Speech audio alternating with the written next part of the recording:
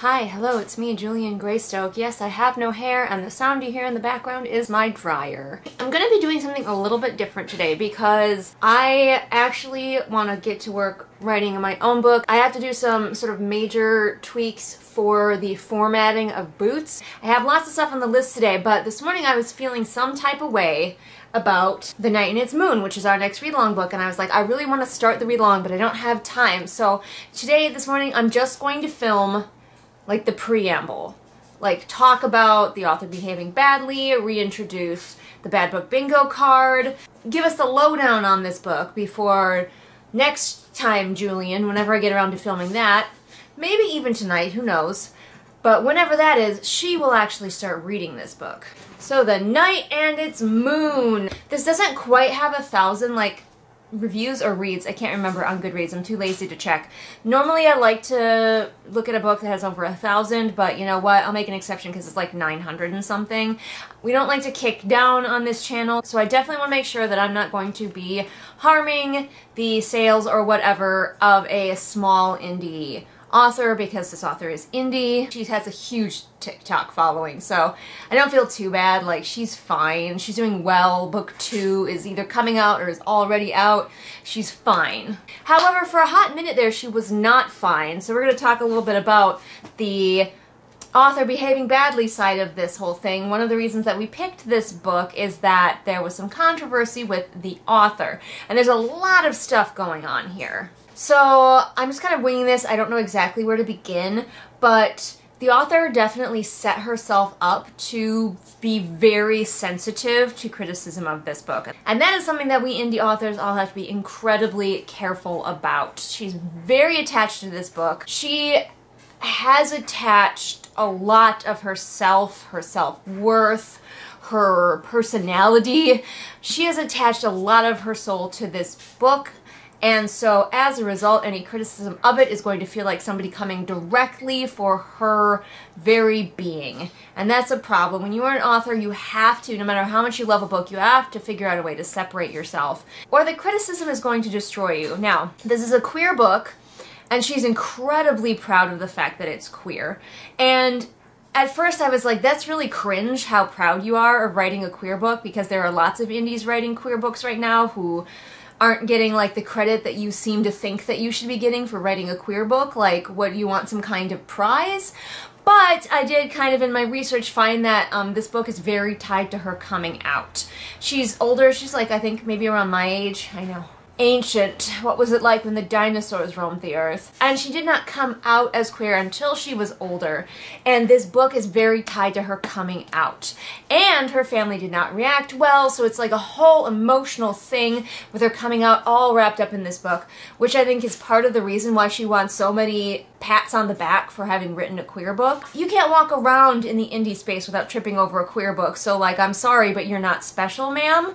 But she's so tied it to her own coming out that I do understand why she's so emotional about this book, and like, this book basically is her coming out. So it's understandable, if not still a little bit cringy, that she wants so much credit for having written a queer book. So I understand it. She has my sympathy for coming out and getting such a bad reaction from her family. I think she's like basically disowned, so yes, whole heart goes out to that situation. However, again, that's another thing that makes you really sensitive if anybody criticizes your book. That's a problem. A lot of authors don't read their reviews on Goodreads. I don't. Like, at first, maybe I'll read a few when it first comes out, because I'm curious how the like initial reaction goes, but like, I don't read my reviews. They're for other readers, they're not for me. If you want to help me with my books, you want to help them be better, come to me and be my beta reader. It's super easy to do. She got beta readers that were strictly like fans of hers, like people who were going to hype her up, who were going to tell her it was the best book ever. She did not get good constructive beta readers. If you get betas and all of them are saying that your book is the best thing since sliced bread, get different beta readers. You got the wrong ones. It's great that you have so many fans, but you need different ones. Like, 1 or 2 who really love your book, fine, they're your ideal reader. It's great that you found that, but the majority of your beta readers should not be that. You want people who are going to criticize and critique your book. And she did make it clear in like some of her TikToks that she was not really open to criticism or critique. So all of this was setting her up to, when she published it, her getting a 2-star review, not even a 1-star review, a 2-star review with constructive criticism in it, which frankly she didn't even have to read it unless she wanted to, but she read it, or at least she saw the 2-star, and of course she flipped out because she had every tiny shred of her emotion tied up in this book, and you cannot do that. What I do a lot of times is be like, that person didn't like the book, I still like it, and that's the really important thing, is that I still like it, so I'm gonna keep it out there in the world. Unless it has something hugely wrong with it, like I've accidentally done a racism, in which case I would like to be told, so I can fix that. Otherwise, it's out, it's out. But my understanding is she reacted poorly and went after this reviewer, but the one who reacted the most poorly was her editor, who to my understanding was another one of her fans, potentially just a beta reader who hopped on to become an editor and therefore was like just absolutely also emotionally wrapped up in this book. So the editor especially just started harassing this reviewer, and we do not do that. We do not do that. Do whatever you have to do. I don't care, but do not respond to reviews, especially negative reviews. No, no, no. Swat yourself on the nose with a rolled up newspaper, squirt yourself with a bottle of water. We do not do that. If you're doing it, stop it. I don't care if somebody comes in, leaves a review that completely misses the entire point of your book and says that it was stinky poo-poo. Do not respond.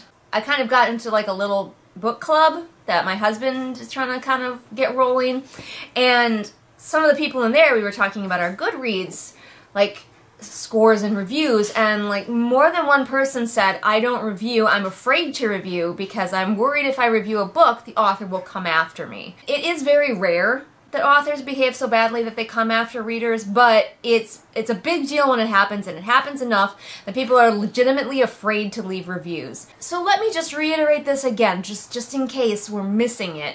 Do not respond! No, never. Do not have your friends respond. Do not. Thank you. This has been a PSA with Julian. So to some extent the author, and to a greater extent her editor, just charged in and harassed this poor reviewer. Am I afraid that this is going to happen to me? Not anymore, because I think the author has learned her lesson, but if she did come after me, who gives a fuck? We are not going to softball this book just because I know so much of the author's identity is tied up with it. Because I can understand why she had poor reactions, but that doesn't mean I have to condone her poor reactions. Anyway, she did apologize. She separated herself from that editor. She did a couple of apologies. Some people think those apologies aren't good enough. Some people are fine with them. I tend to be okay with YouTuber apologies for the most part. Like, I want to see your actions afterward. Do you do the bad thing again? But honestly, if somebody makes a video, an apology video, and it's not the most cringy thing I've ever seen in my life, I tend to just be like, okay, show me that you've learned your lesson. That's where I am in the world of YouTubers apologizing for things. And then if they fuck it up again, then we'll talk. And she hasn't fucked it up again yet, to my knowledge. The other thing, there's more, that this book kind of is in trouble for, is this is fan fiction. Fan fiction with the serial numbers filed off. I watched someone else's video about this. I'm not terribly familiar with The Witcher. It's Witcher fanfiction is what this is, according to the description of another reviewer that I watched. We'll see as we go through it how correct I feel they are. I have watched all of the Witcher TV show, have not played the games, have not read the Witcher books, so maybe I'm the wrong person to speak on this, but from the other reviewer's description, this is 100% Witcher fanfiction, and the serial numbers are barely scraped off. It is very clear from her TikTok that the author loves The Witcher.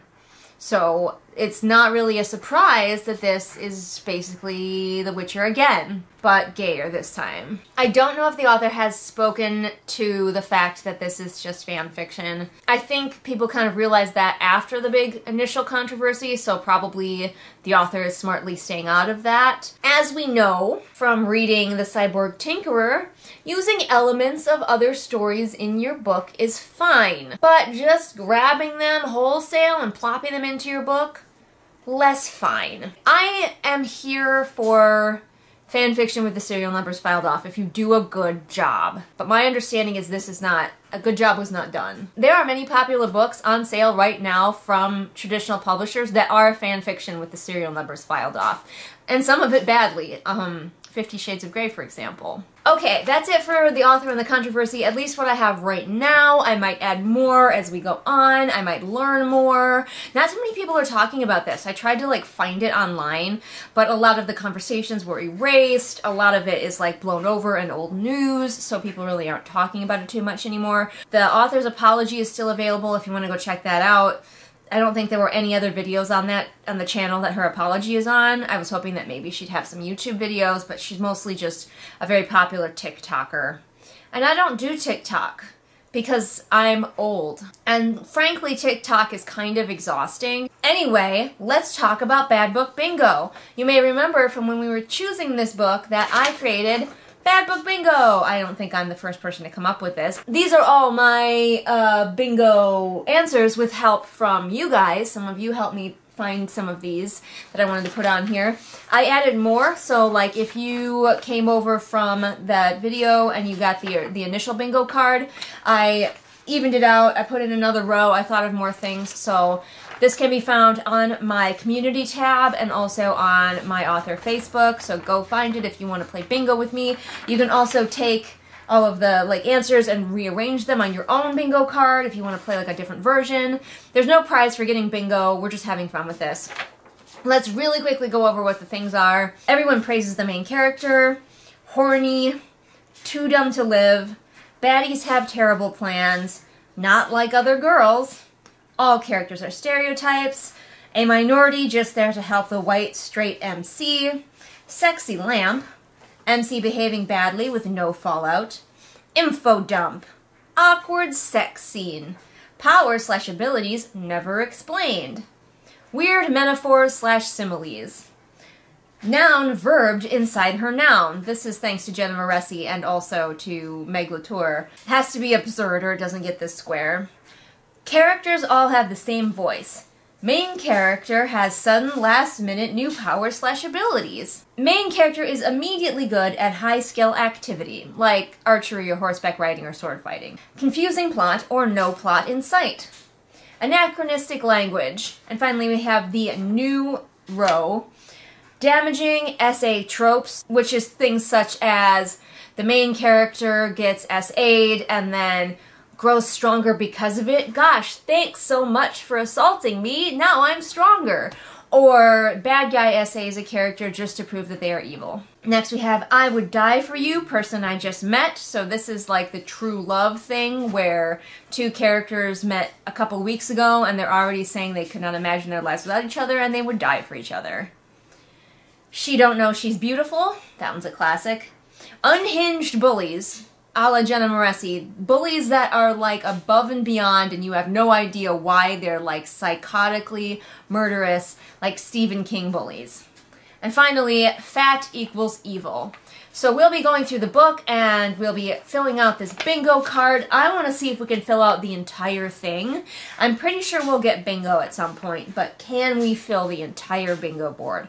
We will find out. So join me in playing some Bad Book Bingo. Again, I'm calling it that because it rolls off the tongue. It should really be Flawed Book Bingo. I don't like blanketly saying that a book is just bad. Art is subjective. You might love something that I think is terrible, and that is allowed. Okay, so this has been my intro, and then later, future Julian will get to reading the book. But now, I'm going to write some of my book, and then I'm going to go grocery shopping. Yay! Being an adult is sure fun, isn't it? Ohana means family. Family means nobody gets left behind or forgotten. Unicorn Jenny, Celia, SV, Taya, Alyssa, Rita, Deborah, My96, Afra, Melissa, AC, Swamp Goblin Waifu, Sophia, Merween, Kit, Light Julie, Belle, Patrick, Anne Sophie, Callison, Ray, Shelby, Zaire, Jesper, Rennie, Scribbling Cat, Savvy, Jenny, Amanda, Lisa, and Sarah. Fun fact, y'all, I used to be able to write down all of your names on a note card to read them off, but now you take up an entire notebook page. Y'all are awesome, and I appreciate you. Toss a coin to your witcher, oh valley of plenty, oh valley of plenty, oh. Toss a coin to your witcher, oh valley of plenty.